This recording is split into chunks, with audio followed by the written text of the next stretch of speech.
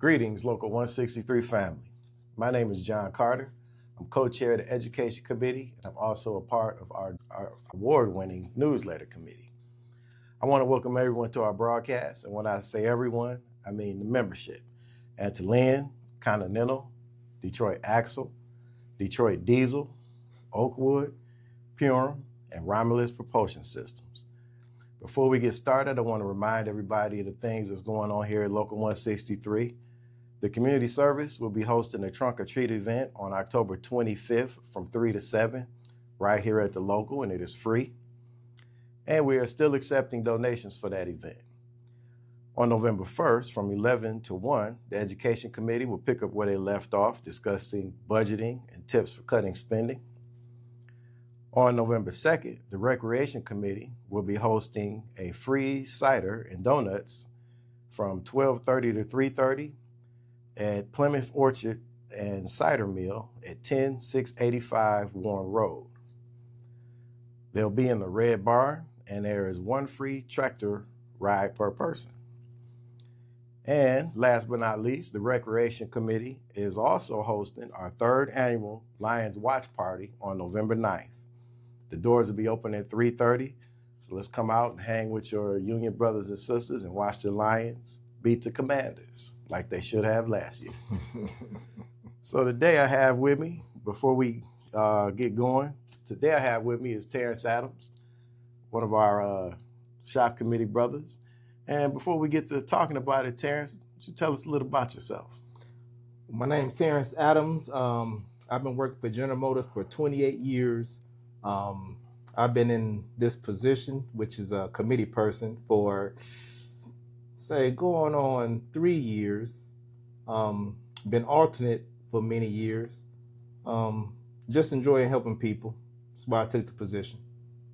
Well, not took the position, but was elected to the position. Right. And we go way back, man. We started back at Peregrine, right?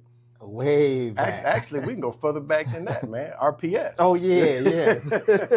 Yes, RPS. Way back. But let's get right into it, man. So we're going to discuss overtime sheets more particularly. So the first question I'd like to ask you is, so what is the purpose of an overtime sheet?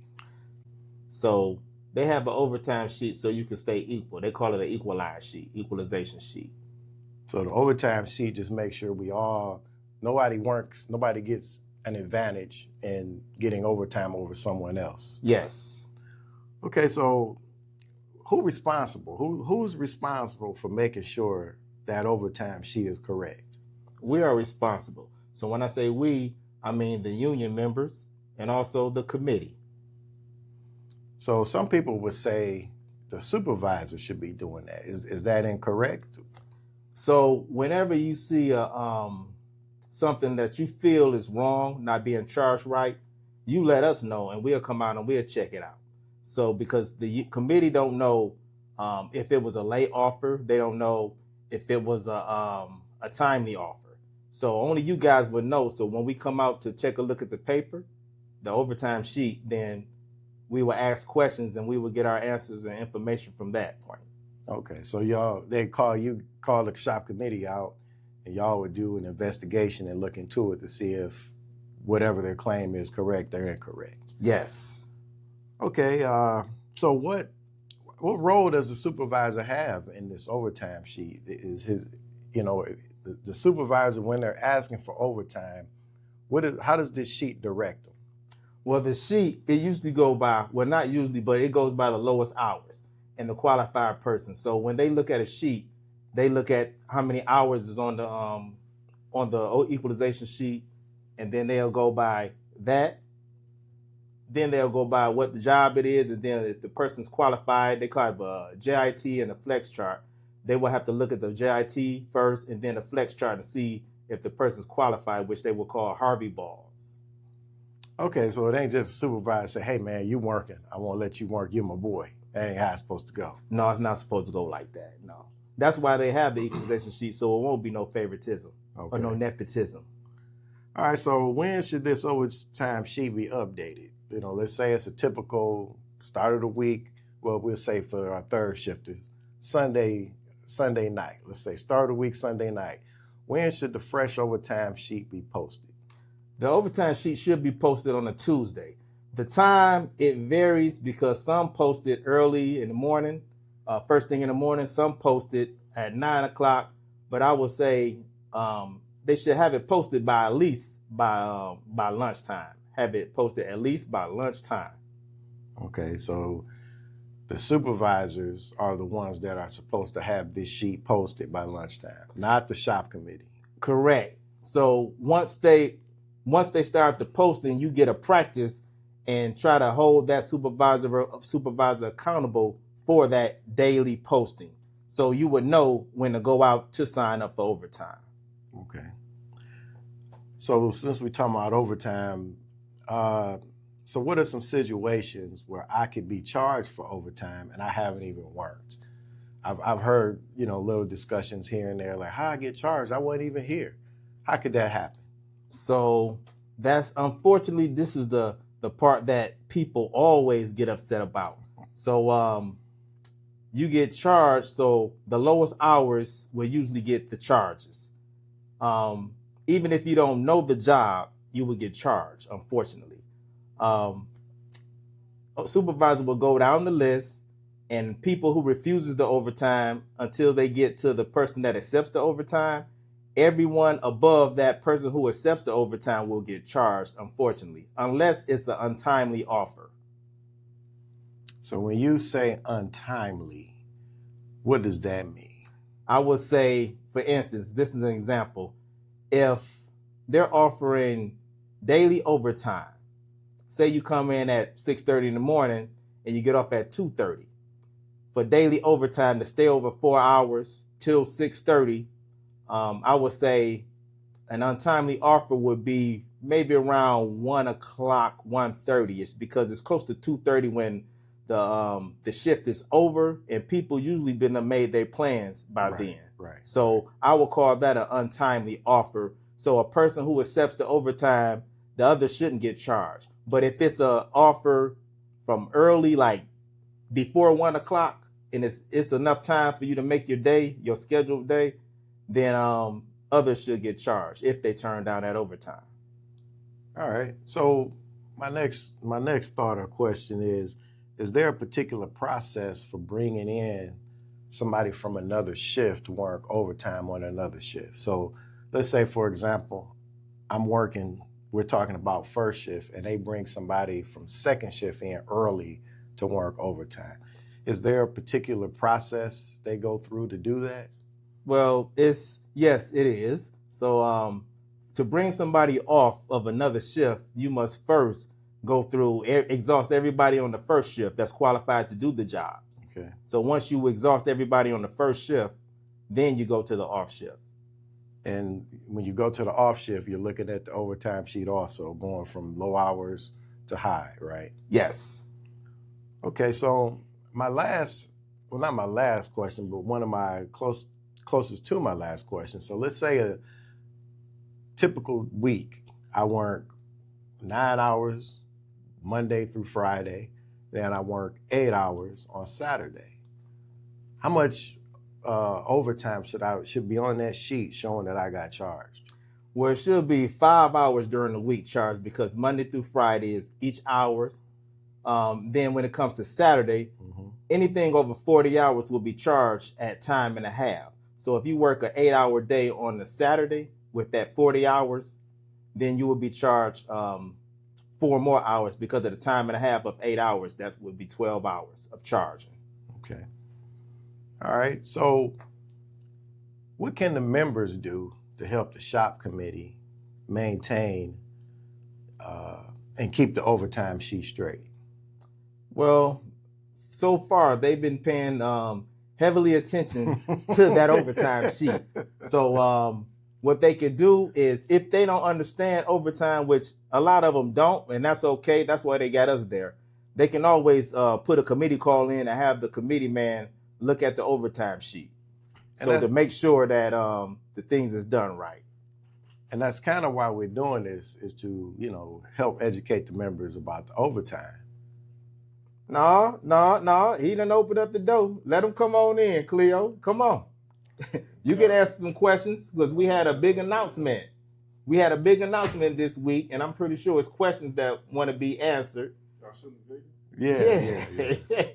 Just slide over, T. This is a natural flow. Come on. Yeah, slide over, T. No, ain't no pausing. We just keep going. This is natural. We just keep going. Let me switch to my announcement notes. How you doing, Cleo? I was doing pretty good a minute ago. Glad to see you at the Union Hall. You know, you popped your head in the door. You see what happens. It's always good to be here. So let's address the elephant in the room. Straight to it, John, like you always do. A couple of days ago. Let's do it. Before we start, please introduce yourself just in case. I'm Cleo Long Shop Chairman at Romulus Powertrain. I don't want to be rude. So a couple of days ago, I'm minding my own business, working on the newsletter with the newsletter committee, and I got a message saying that there was a big announcement at Romulus. Could you repeat that announcement? Well, let me go to my notes. Okay. I usually don't use my phone for notes, but I did take a few notes during the announcement. And even before I relayed the message that was led by our management team, I have to say first, thank you to, I'll say first, the people that retired. Because without those people that's been in this plant since 1970 something, maybe even sooner, before it was even Romulus Powertrain, it was Detroit Diesel to my knowledge. Right. And those people, we got to remember our members that retired. They paved the way. I'm sure I'll be there one day, probably looking back at Romulus like they are still going. And I'm sure they are doing the exact same thing. We had people transfer out. There's so many things that happened, and they all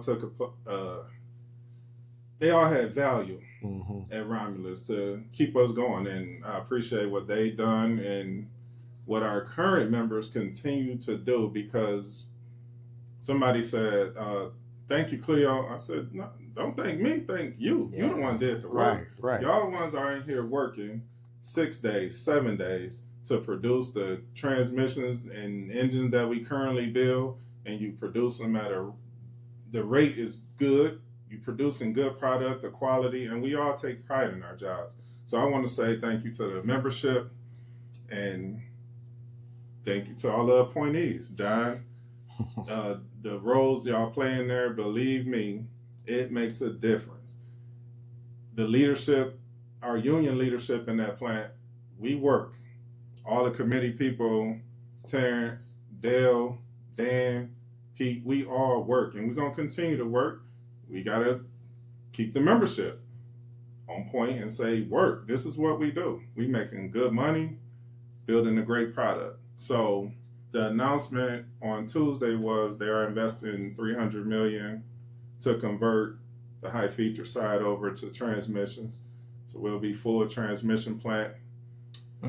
Some of the manpower, not really going to discuss that. There's more to come with manpower. It's way too early to discuss who will get laid or what's the seniority. Of course. Potentially, there can be an indefinite layoff until the plant is back up and running, which they stated in 2027. So sometime next year, mid next year, potentially, we will stop producing engines, the V6 engine, and start tearing out to produce a new product, transmission.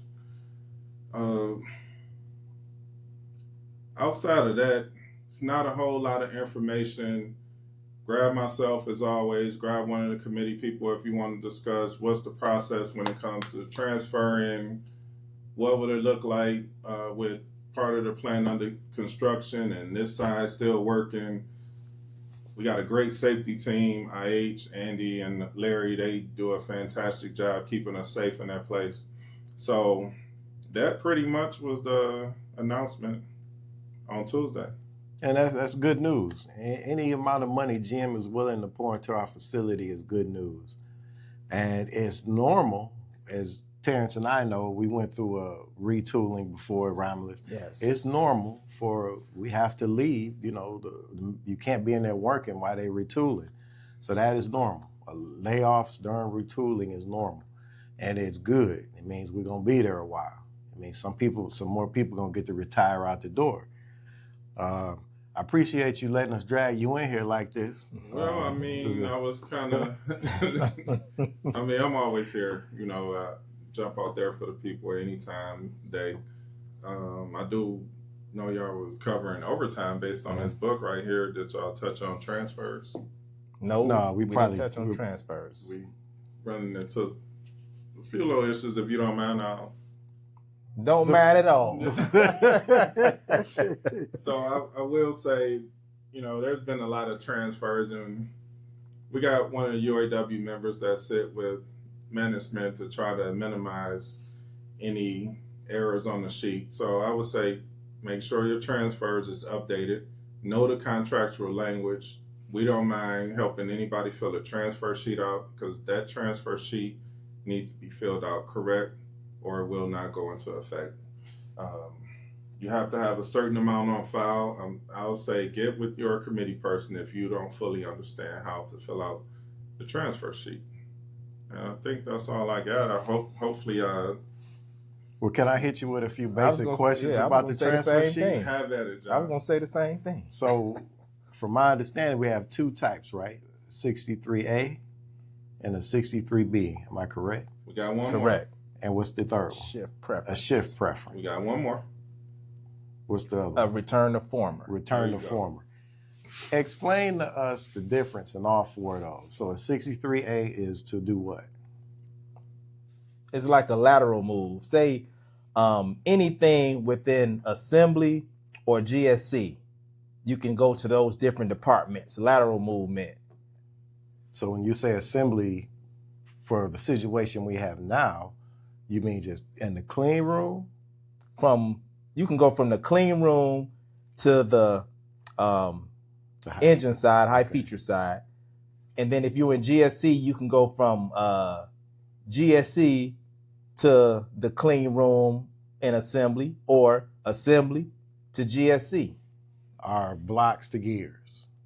If you're in machining. If you're in machining. If you're in machining, then you can do 63Bs, which are lateral moves from machining to machining areas. Like he says, from block to gears, from prismatics to heads. So those are 63B moves also. Lateral moves from in machining area.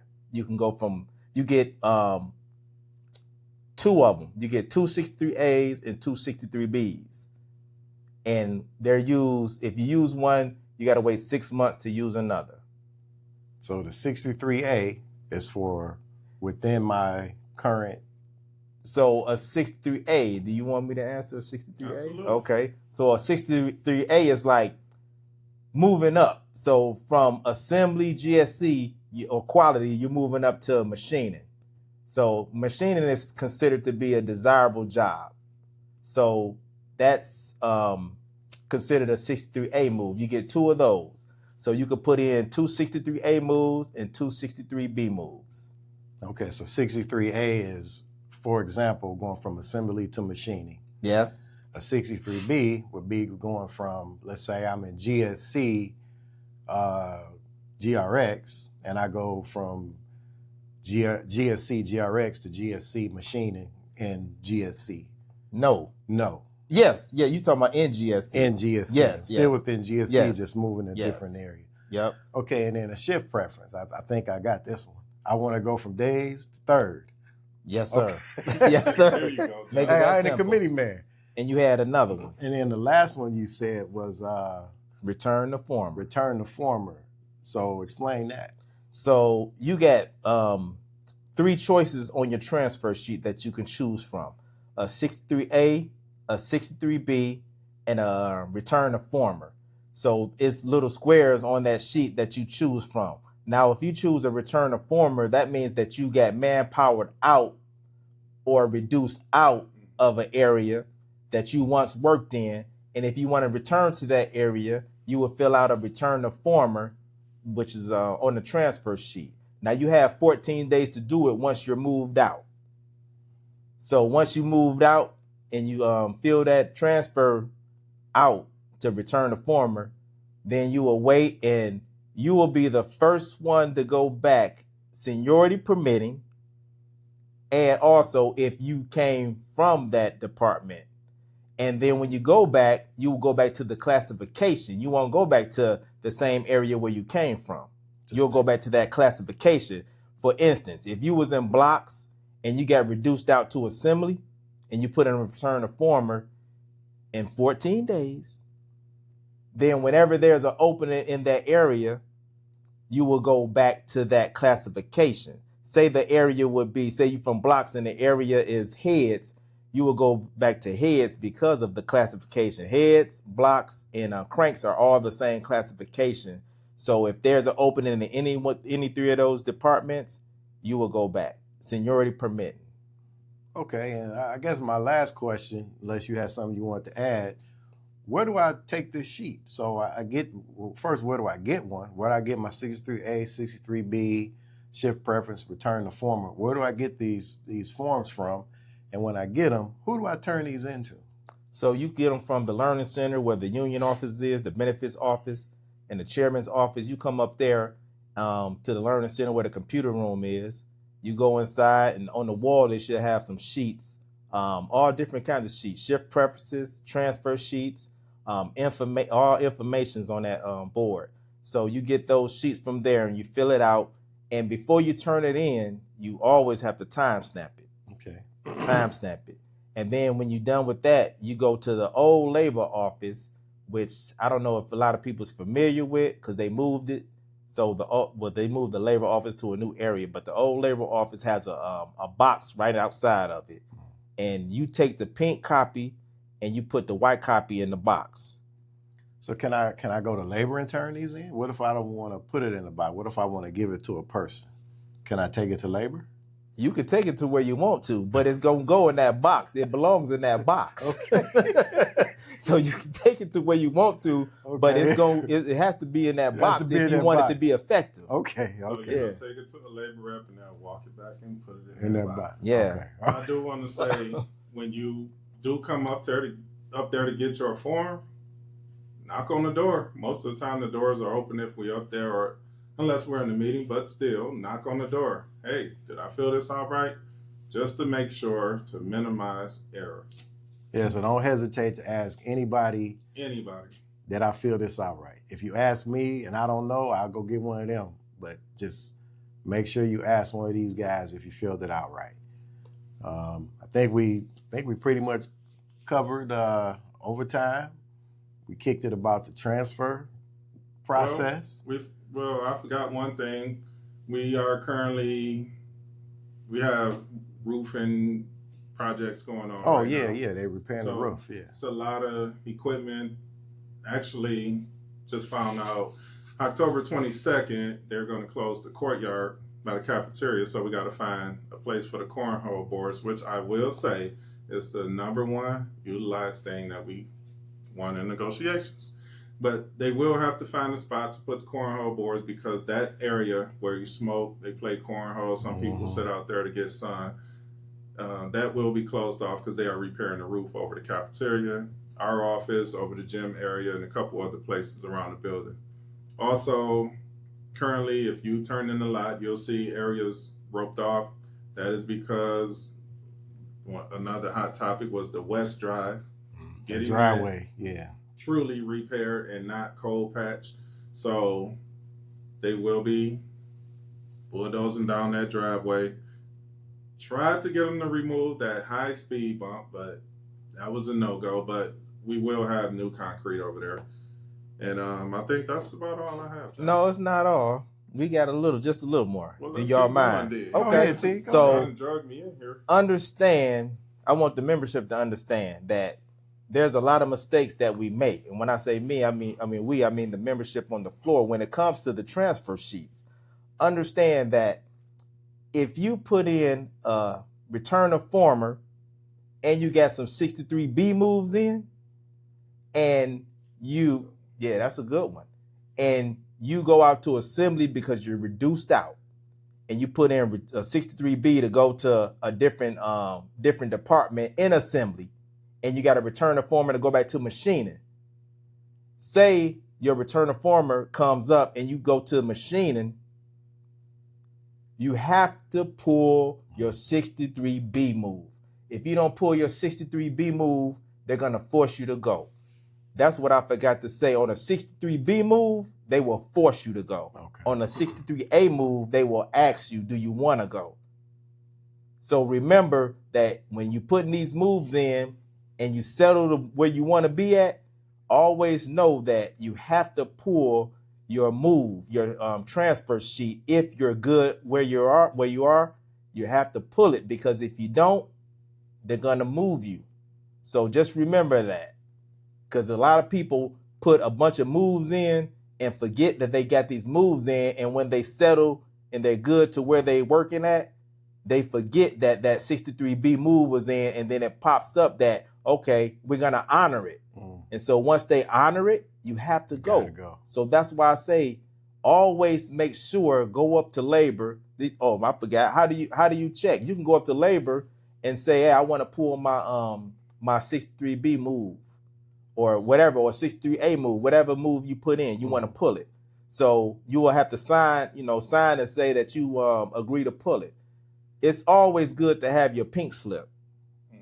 But if you don't have your pink slip, you can always still go up to labor and let them know that I want to pull, and they will have you sign some documents to say, oh, this person wanted to pull their move. So they should keep a record of everything they put in. Yes. Because a lot of people just put a lot of stuff in and forget it, and then they be settled and satisfied to where they are, and then forget that once your stuff is honored, you have to go. Now, can you go up to labor and they tell you where you are as far as, who's next to go in there? That's not quite there yet. You probably can, but it takes a minute because you have so many coming in and out. Yeah, so many moves. Every week is somebody moving. So that'll be difficult. Like they will say, if I put in the shift preference, who the lowest on first? That doesn't mean that you're going to bump that lowest person, because this might be people with higher seniority than you that put the shift preference in, and they might bump that lowest person. And then you might bump somebody over in the area where you don't want to go. And then how did I get here? I thought that was the lowest. So it's kind of impossible to keep that list because it's constantly changing. Yes. It's constantly changing. Yes. So I forgot something too. Yes, sir. I'm supposed to remind everybody about the Toys for Tots t-shirt sale. See Vicky on second shift and Kayla on third. They're going to be kicking off our Toys for Tots. Anybody else forget anything? We gotta say where Vicky, because I can do this all day. 1 second. Let's keep going. Yes, sir. But Vicky works in Valve Body Team 1 inside the clean room. Kayla works in Gears on Midnights. All right. Thank you. And, I got a question for our chairman. I know I should be answering it, but I'm gonna ask the chairman. Do y'all mind? He right here. Go ahead. Okay. Look how you looking at me. Okay. So, say I put in a shift preference. When will I move if I put in a shift preference on a Monday? When would that shift preference get honored? If I have the seniority to move. So if you put in a shift preference on Monday, Tuesday, in that week, it will not be active. It has to be on file 7 days. As well as the 63 A's and B's. They have to be on file 7 days. As well as the interdepartment transfers, and most people don't know what an interdepartment transfer is. Yeah. And that interdepartment transfer, once you shift preference 63 A or B, when you get to that department and you know it's some special team that you want to be in, you can go to the group leader first or ask the committee person second and say, I want an interdepartment transfer. And you fill that out for whatever team you want to be in that department. Okay. So, for instance, say for carriers, for instance, you have IPS, E-clutch, and reaction carrier, output carrier, and input DOD carrier. So you have those five areas. You want to go into that team. You'll put in the interdepartmental transfer sheet, and whenever there's an opening, how does an opening come? An opening comes through either somebody leaves and go to a different department, somebody get bumped out, somebody get fired, unfortunately, or What about medical? Somebody going medical for a long time? Well, somebody go on medical for a long time. So what will happen there is that the person who goes out on medical, if they come back, they have a right to their sector, group, department, seniority permitting. If they don't have the seniority to come back and hold that, then they will have to go. Okay. We took a lot of good informative turns in this discussion. Yeah. Kind of freestyle, and I was thinking of some more stuff. I'm like, where would I get my locks? For lock, I kind of want to put the trainers on and stop. But I'll leave it alone. Yeah. And let y'all close it out. I'm getting ready to get out of here. Yes, I sir. gotta go home, get some rest, come back in, probably on third shift. But All right. I'm out of here. Continue to have a great day, membership, and see y'all when I see you in the plant. Hey, man, appreciate you stopping by. Yes, sir.